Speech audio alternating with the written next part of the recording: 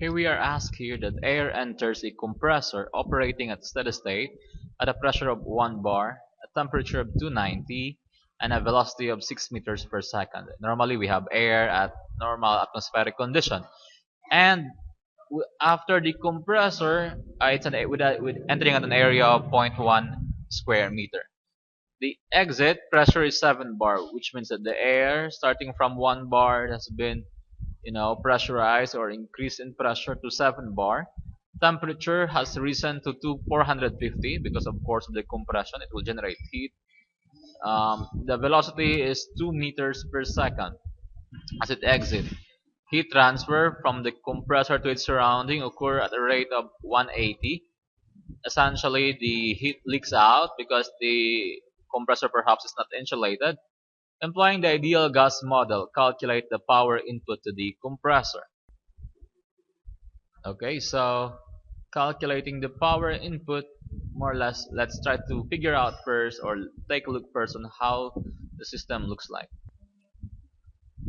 Okay, here we have our compressor, air compressor. So the entering stream is atmospheric 290 temp, V is 6 meters per second, area is 0 0.1. As it leaves, the pressure is now 7 bar, temperature has risen.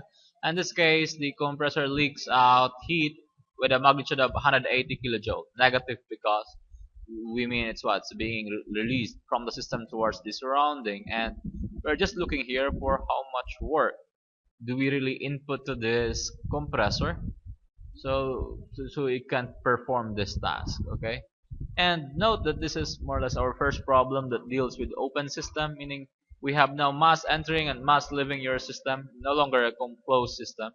And the first law of thermodynamics actually will then be, for this case, will be will no longer be delta U is equal to Q plus W. This is essentially true for almost all true for all closed system. But in this case now, since this is an open system,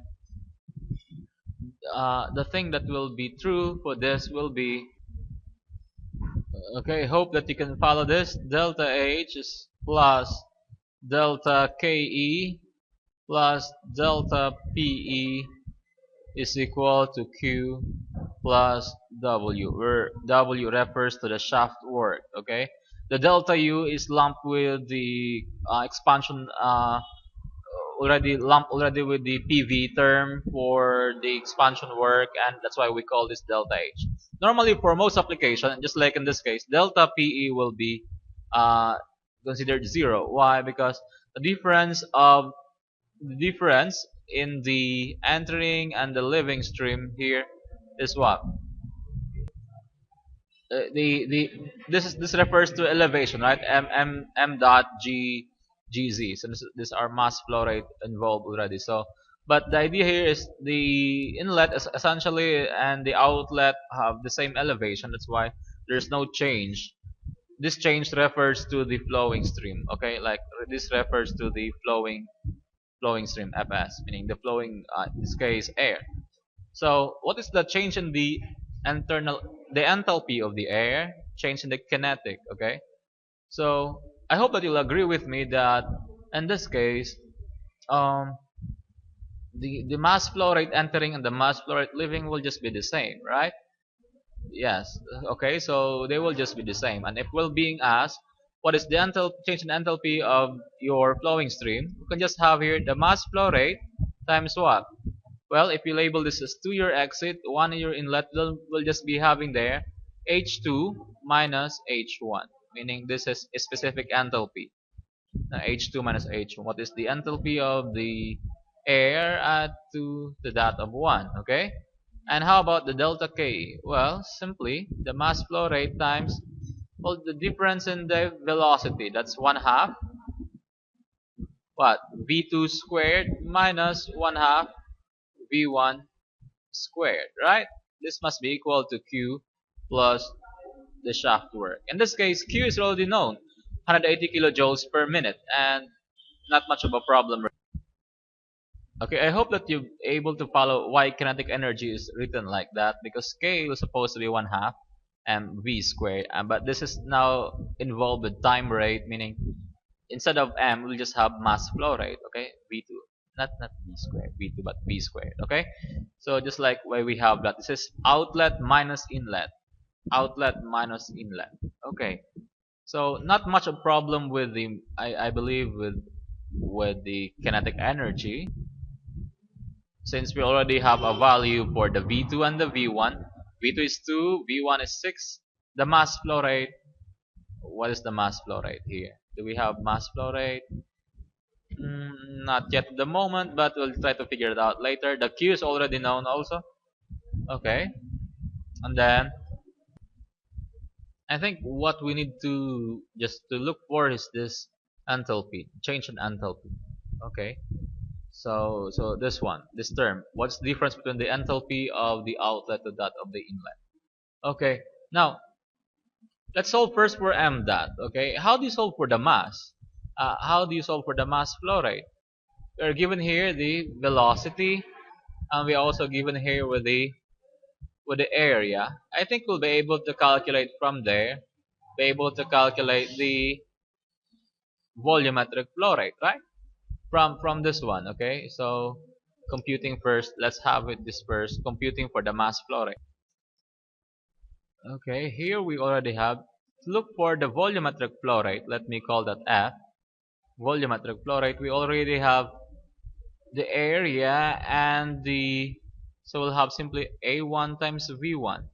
Okay, so this will be 0.1 meters squared times the velocity, it's 6 meters per second. Essentially you have a volumetric flow rate of air enters and leave, so it enters and leave at the same, not the same volumetric flow rate, but the same mass flow rate. Anyway, it will lead to what? 0.6 m cubed per second is the volumetric flow rate of air that enters here. So how do we convert this to mass flow rate?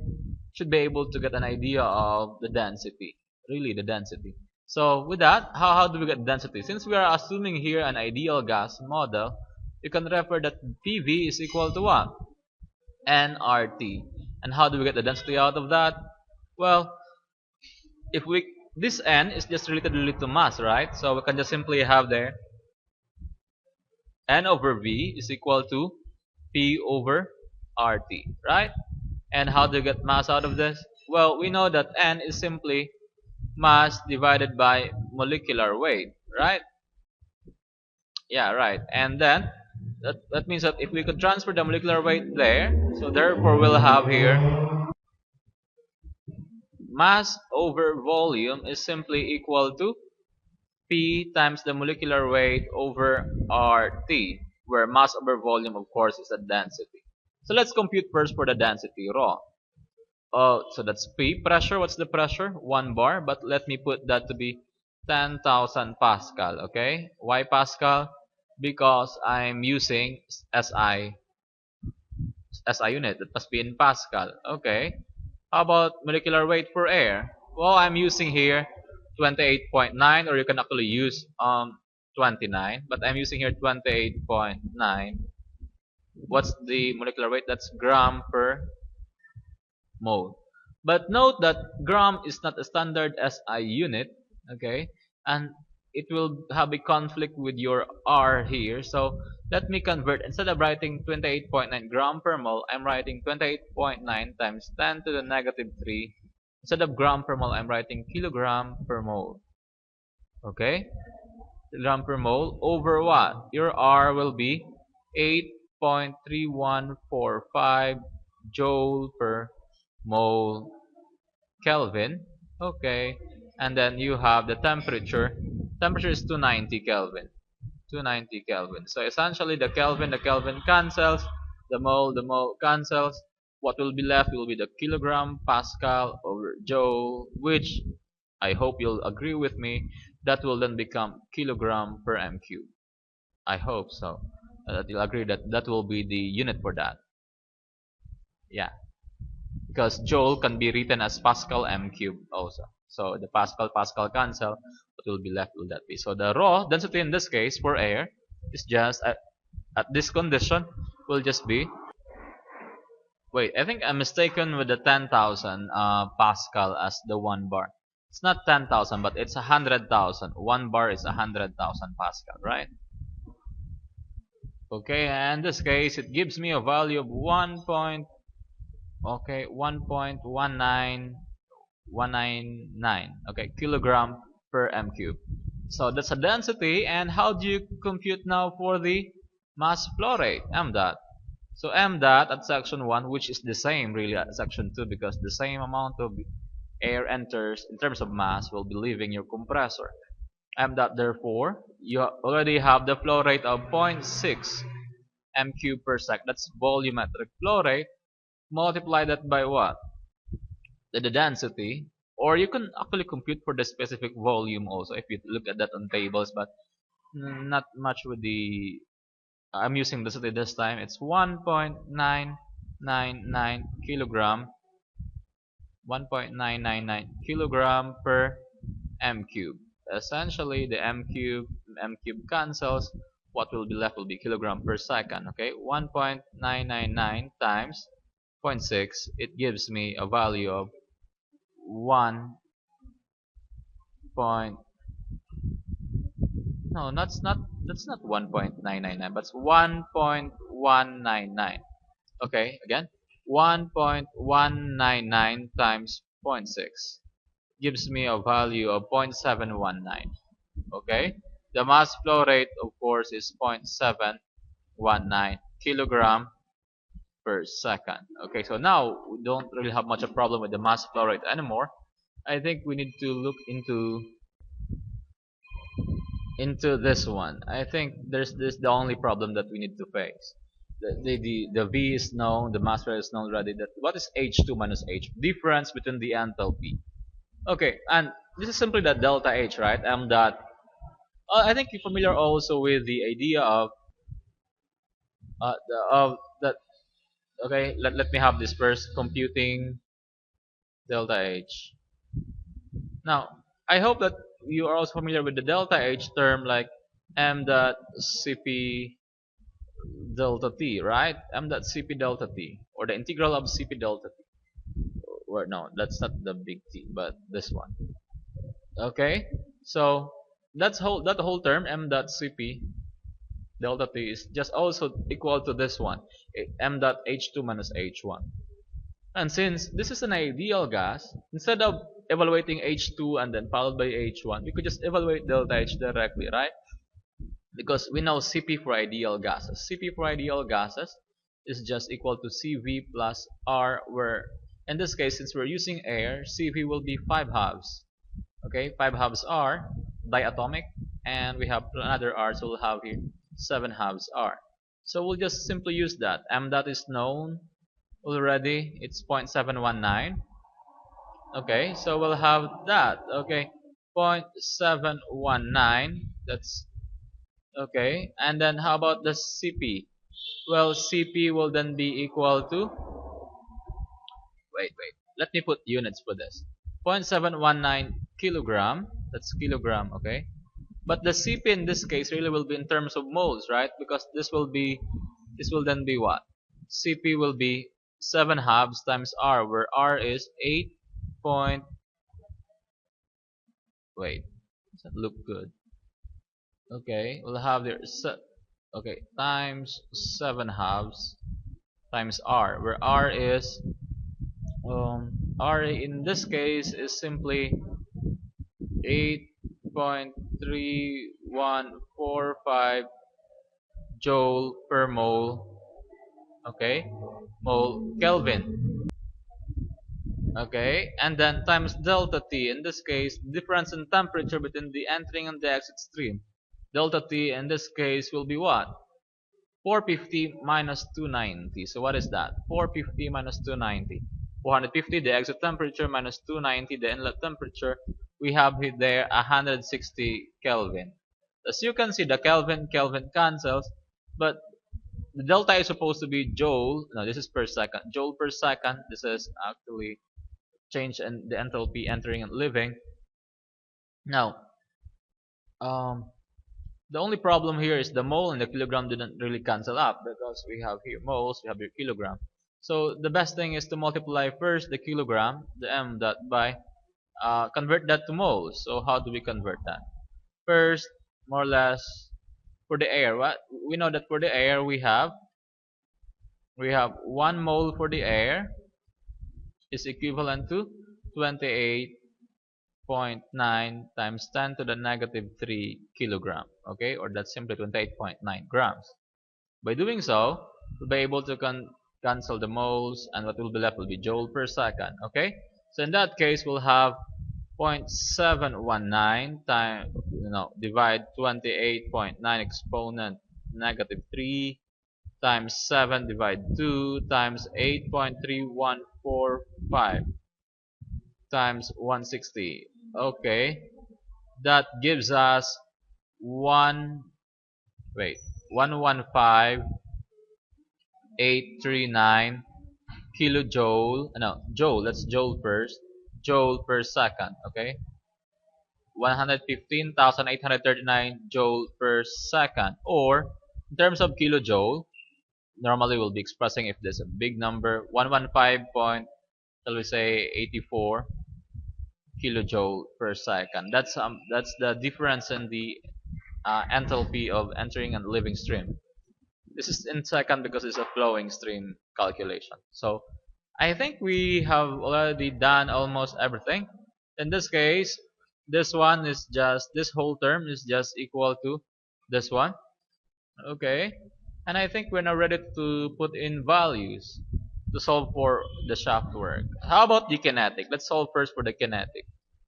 For the kinetic energy, the difference we'll simply have here like 1/2, no, m dot, like we have in there, m dot times what, 1/2 v2 squared minus 1/2 v1 squared. Okay, where of course m dot is 0.719 kilogram per second. 1/2, what is v2? V2 is 2 meters per second, right? Well, v1 is 6, so 2 will have there 2 meters per second. So 2 times meters per second squared minus 1/2 times 6 meters per second squared.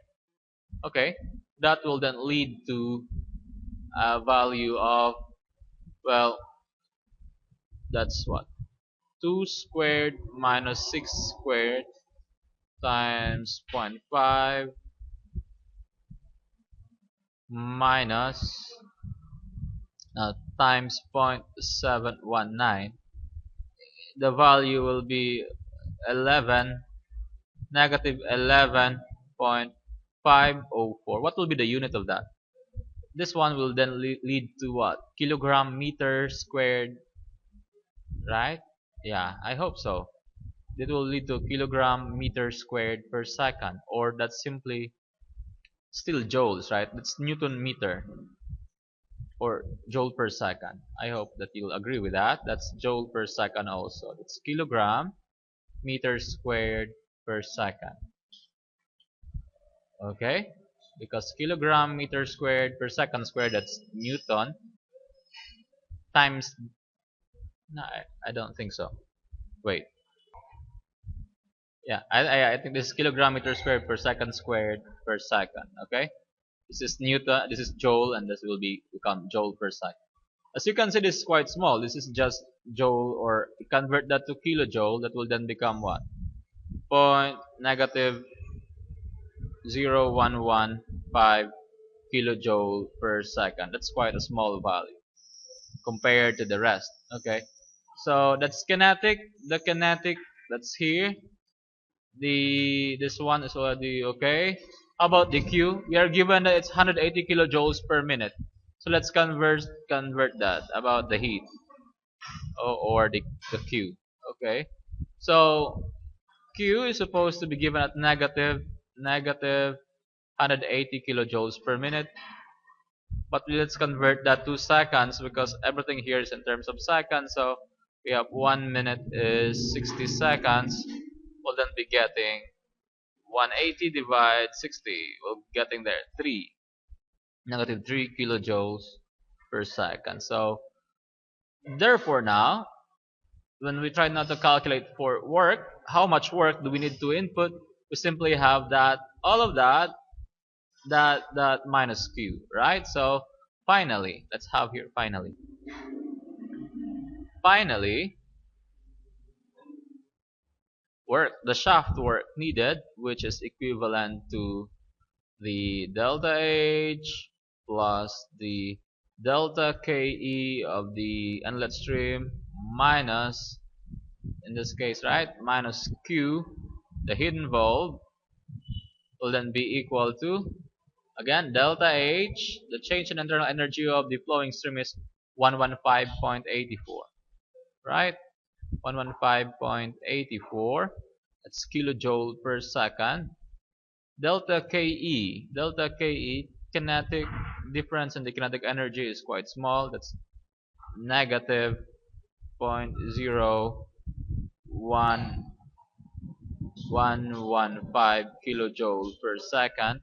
How about the heat involved? It's negative 3, so minus negative 3 kilojoule per second. All in all, the work shaft or the shaft work needed to be supplied to your its amount of work need to be supplied to your compressor will be, okay, and this one we get a value of 118.8 kilojoules per second, and actually a kilojoule per second means it's a kilowatts, or approximately 118.8 kilowatts. Okay, this is the work.